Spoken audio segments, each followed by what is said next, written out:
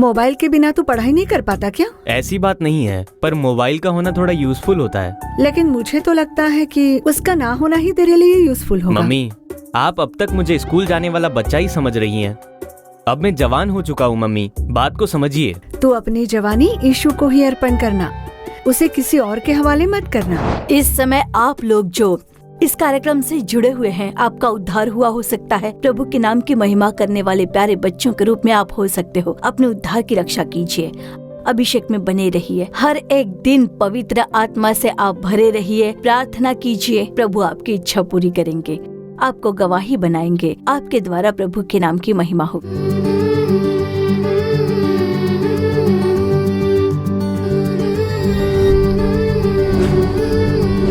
खुशहाल परिवार। प्यारे खुशहाल परिवार के श्रोताओं को यीशु मसीह के नाम में आप सभी को हमारा प्रेम भरा अभिवादन। इस खुशहाल परिवार कार्यक्रम के द्वारा आप लोगों से मिलकर हमें बेहद खुशी हो रही है। परमेश्वर प्रभु ने खुद इस कार्यक्रम का आयोजन किया है और हर हफ्ते आपको अलग अलग सलाह देकर आपका मार्गदर्शन कर रहे हैं। आज युवा अवस्था इस विषय पर हम लोग कार्यक्रम देखने वाले हैं। युवा अवस्था वो समय होता है जब एक इल्ली के रूप में से पंख आई हुई एक तितली की तरह उड़ने की अवस्था होती है। हर एक बुजुर्ग भी अपनी युवा अवस्था को, अपनी जवानी के समय को अक्सर बड़े ही प्यार से याद किया करते हैं। इसीलिए काफी सारे जवान लोग सांसारिक कार्य में फंसकर, पाप में पड़कर अपना जीवन बर्बाद कर रहे हैं।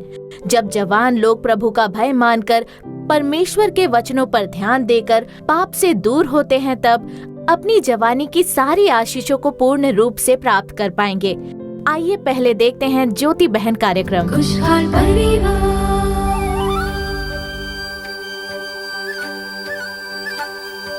तम तननम तननननम, तम तननम तनतनननम, तम तननम तनतनननम, तम तम तननम तम तननम तम तननम तम तननम तम तननम तम।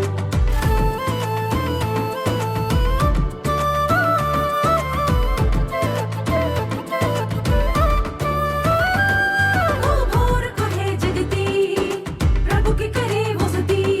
ओ भोर को है जगती, प्रभु की करे वो स्तुति। कड़ी मेहनत से घर को सजाने वाली गुणवान है औरत वो, गुणवान है। ज्योति बहन,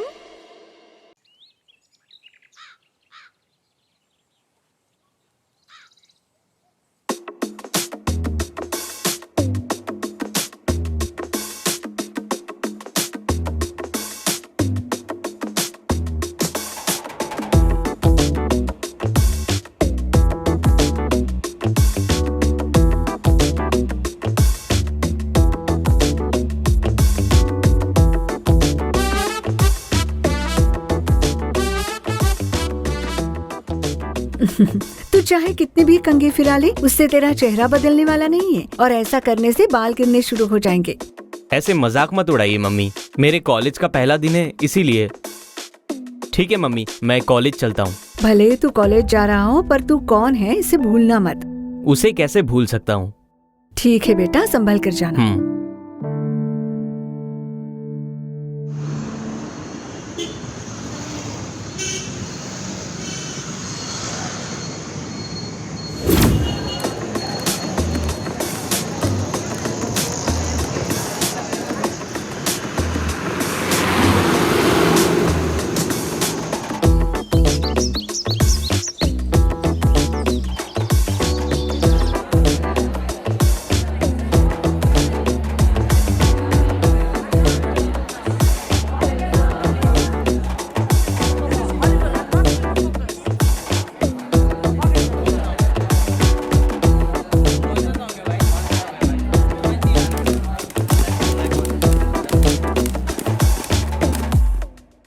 मम्मी, मुझे एक मोबाइल फोन की जरूरत है।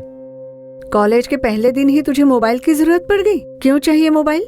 पढ़ाई में थोड़ी आसानी होती है, इसीलिए जरूरत है। मोबाइल के बिना तेरी पढ़ाई नहीं होगी क्या? ऐसी बात नहीं है, पर मोबाइल से पढ़ाई और थोड़ी अच्छी हो जाती है। वो कैसे?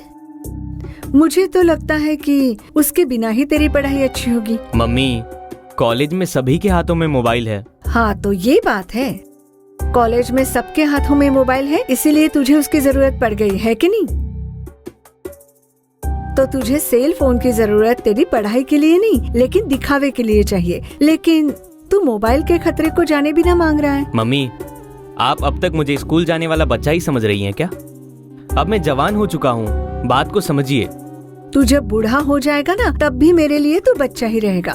मोबाइल ना खरीद कर देने के लिए अच्छी बातें बनाती हैं आप।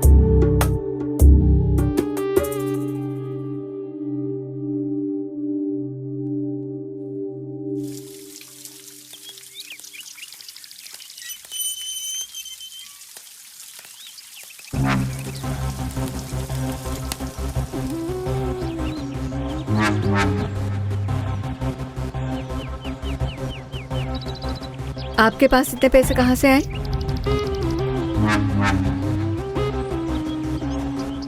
मोबाइल फोन खरीद कर देने के लिए पैसे कहाँ से आए? दरअसल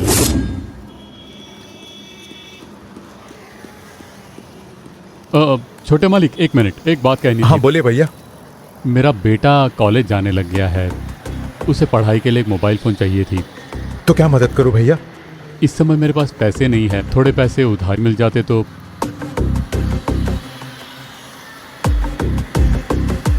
आप हर महीने तनख्वाह से काट सकते हो। हाँ ठीक है।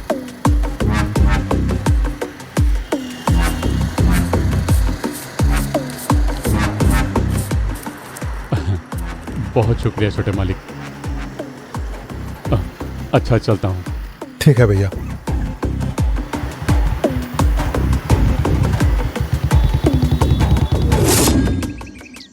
लेकिन मोबाइल फोन की इतनी जल्दबाजी नहीं थी, उसके लिए उधार लेने की क्या जरूरत थी? ये अपनी पढ़ाई के लिए ही तो मांग रहा है। ये अच्छी पढ़ाई करेगा तो हमें ही तो खुशी होगी। उसकी पढ़ाई के लिए जरूरी होता तो कोई बात नहीं। इसी तरह आपने उसे भी मोबाइल खरीद कर दिया था, तब भी आपने मुझे उसके बारे में नहीं बताया था।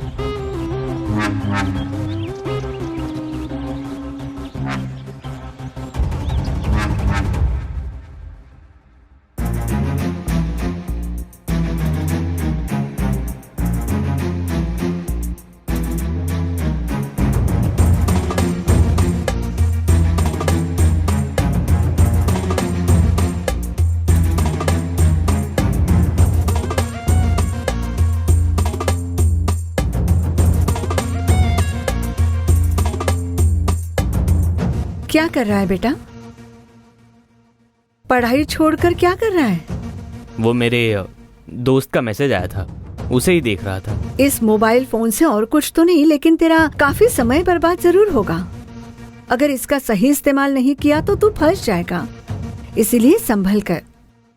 ऐसा कुछ नहीं होगा मम्मी, मैं मोबाइल फोन का गुलाम थोड़ी बन गया हूँ। कोई एक ही दिन में गुलाम नहीं बन जाता बेटा, वो लॉन्ग टाइम प्रोसेस है। अब आप मुझे थोड़ा पढ़ने देंगी? कॉफी पी ले, ये ले बेटा।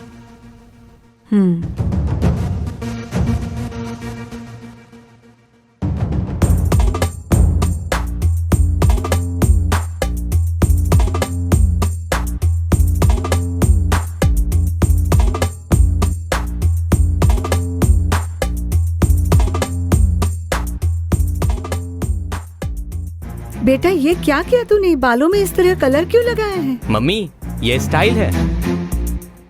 ऐसा स्टाइल करने लग गया? मतलब तू भूल गया कि तू कौन है? संसार के जाल में मत फंसना बेटा। मैंने जो तुझे सिखाया था कि सांसारिक भेष कभी मत अपनाना, भूल गया? दूसरों को तुझे देखकर बदलना होगा, लेकिन तू दूसरों को देखकर बदल गया। मम्मी, इसमें कौन सी बड़ी बात है? बालों में ही तो कलर लगाया है। शुरुआत हमेशा ऐसी ही होती है। तुझे भटकाने के लिए शैतान ऐसी ही शुरुआत करता है। ऐसी कोई बात नहीं है मम्मी। गलती तेरे पापा की है। तेरे मांगने पर उन्होंने मोबाइल फोन खरीद कर दिया था ना, उसी का नतीजा है ये। कुछ भी मत बोलिए मम्मी।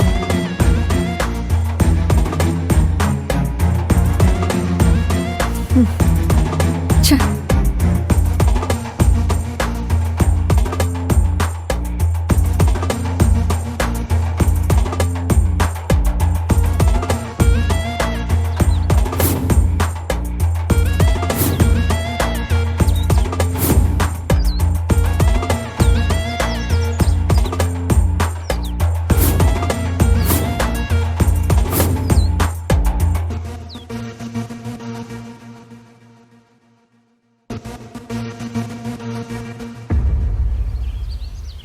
मेरी बात सुन बेटा, ये जो उम्र है ना, उसमें दिखाई देने वाली हर चीज सुंदर लगने लगती है। स्कूल लाइफ का अनुभव अलग होता है और कॉलेज लाइफ का अनुभव अलग होता है। तुझे इस उम्र में राह से भटकाने के लिए कई चीजें होंगी, लेकिन तुझे इस उम्र में जो सबसे अहम फैसला करना है वो ये फैसला होगा कि तेरी जवानी सिर्फ यीशु के लिए ही है।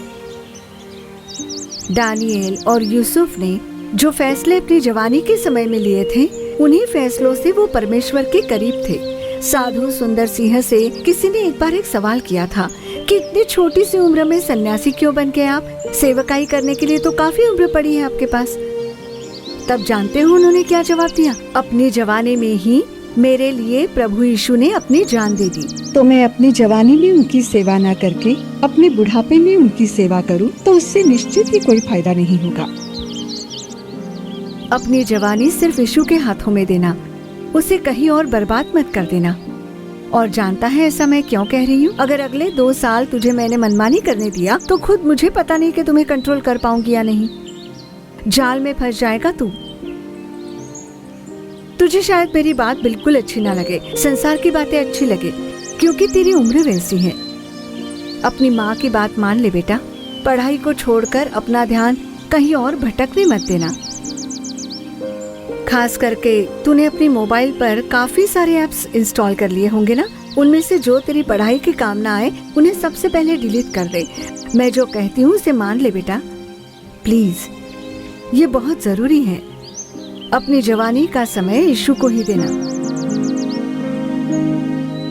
अच्छा चलते हैं।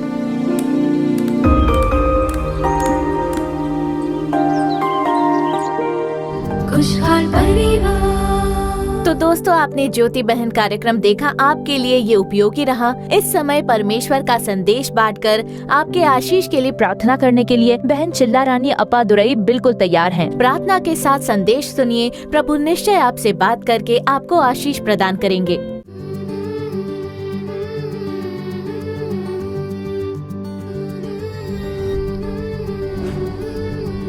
खुशहाल परिवार। प्रभु यीशु मसीह के महान नाम में आप सभी को मेरा प्रेम भरा अभिवादन।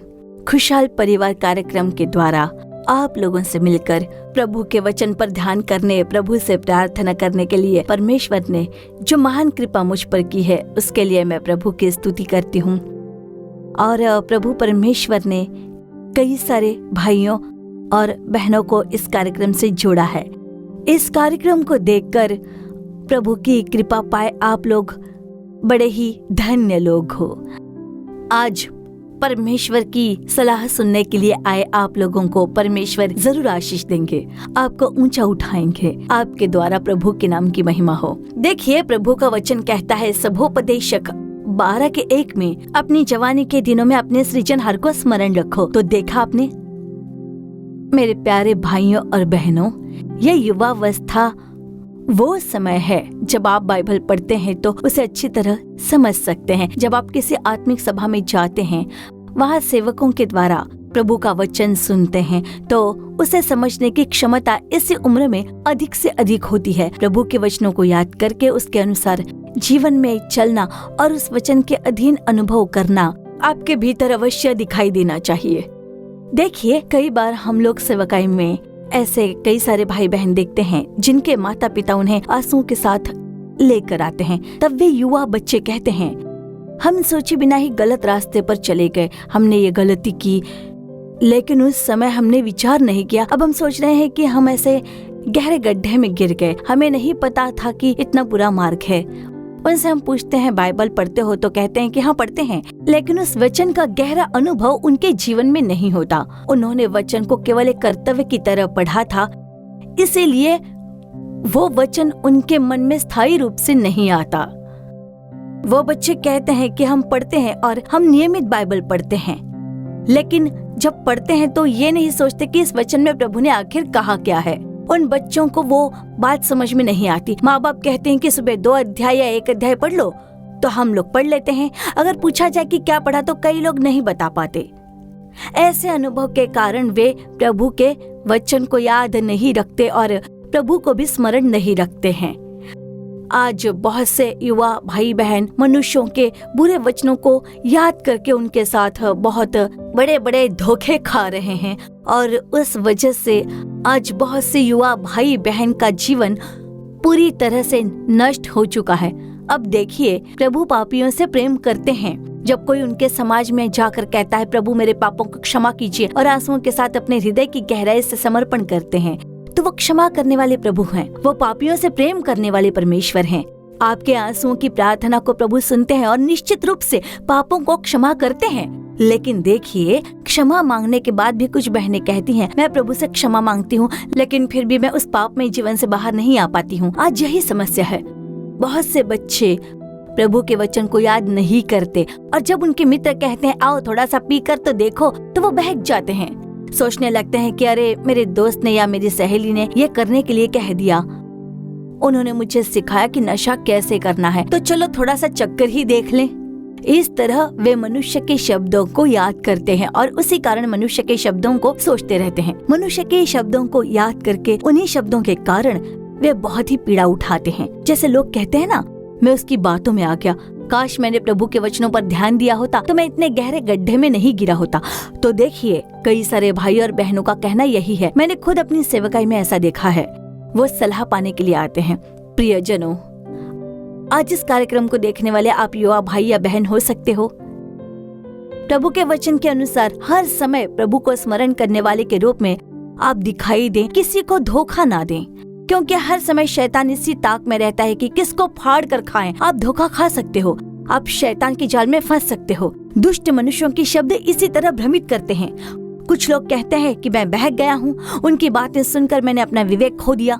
आज कई लोग ऐसा कहते हुए रो रहे हैं। कुछ लोग कहते हैं प्रभु से हमने प्रार्थना की कि हमारे पापों को क्षमा कीजिए, क्योंकि आपने हमें ऐसा सिखाया है, पर फिर हम उस पाप को छोड़ नहीं पा रहे हैं, नशीली चीजों का सेवन रोक नहीं पा रहे हैं, उस गलत संबंध से बाहर नहीं निकल पा रहे हैं। हम जानते हैं ये पाप है, ये गलत है, ये सब पता है, लेकिन हम उससे बाहर नहीं आ पा रहे हैं, कृपया मेरी मदद कीजिए, ऐसे रोते हैं। अपने माता पिता को रोते हुए देखकर बच्चे कहते हैं ओह, मेरी माँ और पिता ने मुझे पढ़ाने के लिए कितनी मेहनत की, उस समय मैंने इस परिस्थिति के बारे में नहीं सोचा, मैंने धोखा खा लिया है। ऐसे आंसुओं के साथ रोने वाले भाई मानो मुक्ति नहीं पा सकते। तो मेरे प्रियजनों, आज हर परिस्थिति में केवल प्रभु को याद रखिए।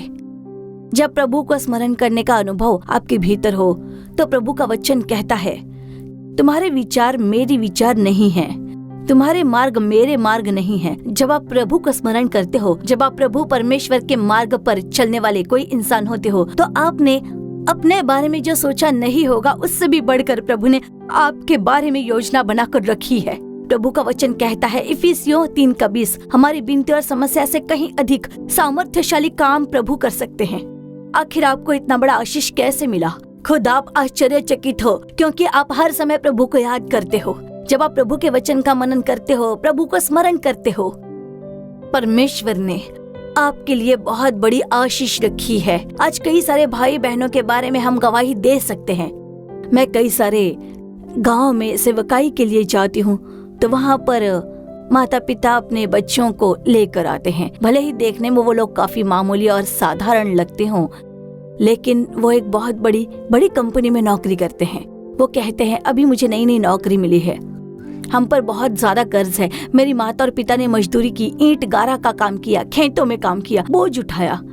उन्होंने बैच पर कर्ज लेकर मुझे पढ़ाया लिखाया। आज ऐसे ही बच्चे वहाँ पर हैं। ऐसा बोलने वाले कई सारे बच्चे वहाँ पर देखे जा सकते हैं। इतनी कठिनाइयों के बीच में जो माता पिता अपने बच्चों को पढ़ाते लिखाते हैं, तो बच्चे कहते हैं बचपन में मेरे माता पिता ने यीशु के बारे में सिखाया, वचन पढ़कर प्रभु के वचन के अनुसार चलना सिखाया, ऐसे मुझे सिखाया गया। किसी भी हाल में प्रभु को नहीं भूलना, ऐसा सिखाया गया। हमेशा उनका स्मरण रखना, ऐसे मुझे सिखाया गया। तो उसी वजह से मैं इतनी प्रगति कर पाया। ऐसे कई लोग गवाही देते हैं। इसलिए अपने जीवन में सिर्फ प्रभु को स्मरण रखना, प्रभु के वचन का मनन करना। मेरे माता पिता ने जो वो सलाह दी थी, इसीलिए आज इतनी अच्छी नौकरी में हूँ। प्रभु ने पढ़ाई में मेरी मदद की। जब मुड़कर देखता हूँ तो मैं यकीन नहीं कर पाती कि क्या मैं ही हूँ जिसने इतनी प्रगति की है। मैं खुद आश्चर्यचकित हो जाता हूँ। ऐसा कहने वाले कई सारे बच्चे वहाँ पर हैं। दूसरी ओर कुछ लोग अपनी बुराई को कोसते रहते हैं। मैंने तो सपने में भी नहीं सोचा था कि एक ऐसी स्थिति आ जाएगी। ऐसे भी कई भाई बहनों को देखा जा सकता है। तो आज प्रभु आपको देखकर कहते हैं, परमेश्वर की उपस्थिति में सिर्फ प्रभु का स्मरण कीजिए। अपनी बातों में, अपने व्यवहार में, चाल चलन में, अपनी पढ़ाई में, अपनी नौकरी में सिर्फ प्रभु परमेश्वर को प्राथमिकता दीजिए। दुष्ट लोगों की धोखे से भरी हुई बातों में बिल्कुल भी मत आइएगा। बाइबल में हम लोग यूसुफ के बारे में पढ़ते हैं। पोतीपर के घर पर पाप में गिरने की एक स्थिति यूसुफ पर आती है, पर यूसुफ को देखिए, वो उस पाप में नहीं गिरा। उसने खुद को काबू में रखा। जानते हो क्यों? क्योंकि प्रभु का वचन साफ साफ कहता है कि यूसुफ प्रभु के साथ था। उसके विचारों में हमेशा प्रभु ही रहते थे। इसलिए यूसुफ ने ये जान लिया कि ये पाप है, परमेश्वर को ये पसंद नहीं। अगर ऐसा किया तो समस्या होगी, इस बात को उसने जान लिया था। अगर पोतीपर की पत्नी की बात सुनकर उसने वैसा ही किया होता ताकि उस राजभवन में उसे कोई पदवी मिल जाए, ऐसा उसने नहीं सोचा। सिर्फ परमेश्वर जो मार्ग दिखाते हैं वही आशीष से भरा मार्ग है। इस औरत की बात सुनकर प्रभु के वचन से दूर होकर उसमें से मिलने वाली आशीष बिल्कुल भी ठहरेगी नहीं। और फिर परमेश्वर ने उसे एक महान और स्थायी रूप की आशीष प्रदान की। कभी उन्होंने इसके बारे में सोचा भी नहीं होगा। यूसुफ ने सोचा भी नहीं होगा कि इतनी बड़ी आशीष उसे मिलेगी जो प्रभु ने उसे दी और परमेश्वर के नाम की महिमा हुई। यूसुफ को ऊंचा उठाने वाले परमेश्वर आज आपसे बातें कर रहे हैं। हो सकता है कि कुछ लोग आपको भरमाने वाली बात कहकर गलत मार्गदर्शन करें। चाहे आपसे कोई भी कुछ भी क्यों ना कहे, सिर्फ आप जांच कर देखिए कि क्या ये वचन के अनुसार है, क्या प्रभु की नजरों में ठीक है। इसके बारे में अच्छे से जांच कर देखिए और फिर कार्य कीजिए। प्रभु निश्चय ही आपके जीवन में महान कार्य करेंगे। हो सकता है इस कार्यक्रम को देखने वाले भाई या बहन आपने उद्धार पाया हो, या फिर आप लोग प्रभु के नाम की महिमा करने वाले प्यारे बच्चे हो। अपने उद्धार की रक्षा कीजिए, अभिषेक में बने रहिए। हर एक दिन पवित्र आत्मा से भरकर आप प्रार्थना कीजिए। वो आपको पवित्र बनाएंगे और लगातार बढ़िया रूप से आपका मार्गदर्शन करेंगे।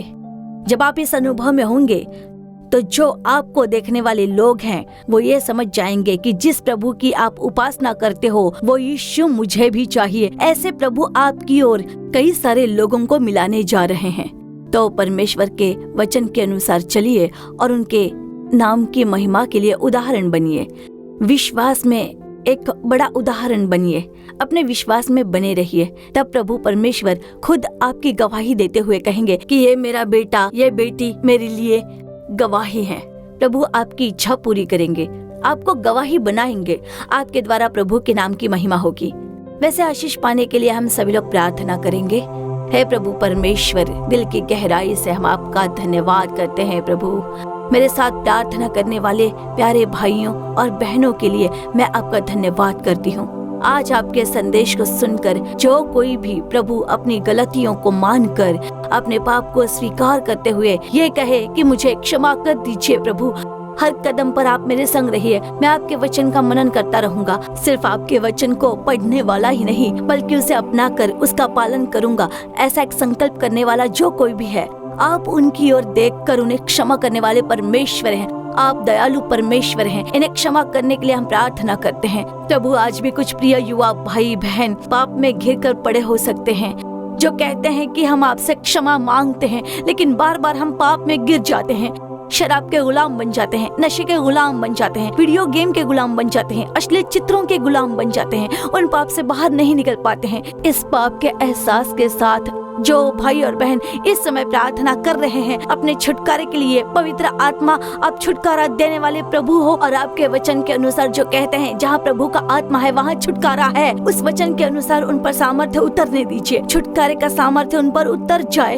इन पापों की आदतों से उन्हें छुटकारा मिल जाए। प्रभु यीशु के नाम में जो कोई नशे की आदत में पड़ा हुआ है उन हर एक को छुटकारा दीजिए। प्रभु परमेश्वर, आज निराशा के साथ जो कोई भी ऐसी प्रार्थना कर रहा है उन भाइयों और बहनों को आपके हाथों में समर्पण करते हुए प्रार्थना करती हूँ। वो आपको सदा स्मरण करें, आपके वचनों को ना भुला पाएं, आपके नियम और आज्ञा से दूर ना हो पाएं। ऐसी आप उनकी रक्षा कीजिए प्रभु। प्रभु आपको आशीष देकर महान बनाने वाले हैं, उसके लिए धन्यवाद। आपको अलग करके दिखाने वाले प्रभु का धन्यवाद। प्रभु के नाम की महिमा के लिए प्रभु की स्तुति हो।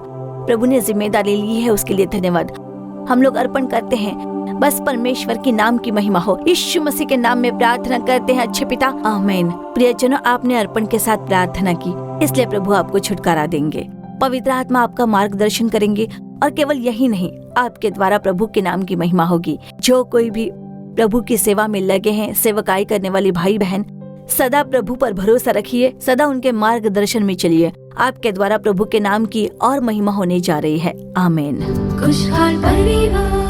प्रियजनों, हमारी आशा है कि आज का ये कार्यक्रम आपके लिए आशीष रहा होगा। आपने जो आशीष पाई है उसे हमें जरूर बताइए। अपनी प्रार्थना विनती आप हमें जरूर बताइए। आपके लिए प्रार्थना करने और सलाह देने के लिए हम बिल्कुल तैयार हैं। हमारे Jesus redeem social media platform के दूसरे कार्यक्रमों को देखना बिल्कुल भी मत भूलिए। खास करके आओ प्रार्थना करें और नाके की प्रार्थना में जरूर भाग लीजिए। प्रभु निश्चय ही आपके परिवार को भी आशीष देंगे। अपने परिवार के साथ इन कार्यक्रमों में भाग लीजिए और प्रभु परमेश्वर का आशीष पा लीजिए। निश्चय ही प्रभु आपको आशीष देकर आपका मार्गदर्शन करेंगे। फिर हमारे अगले कार्यक्रम में आपसे दोबारा मुलाकात होगी। तब तक प्रभु की महान कृपा आपके संग बनी रहे।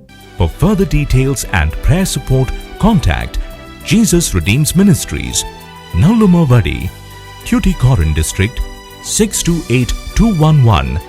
Our phone number 04435454545.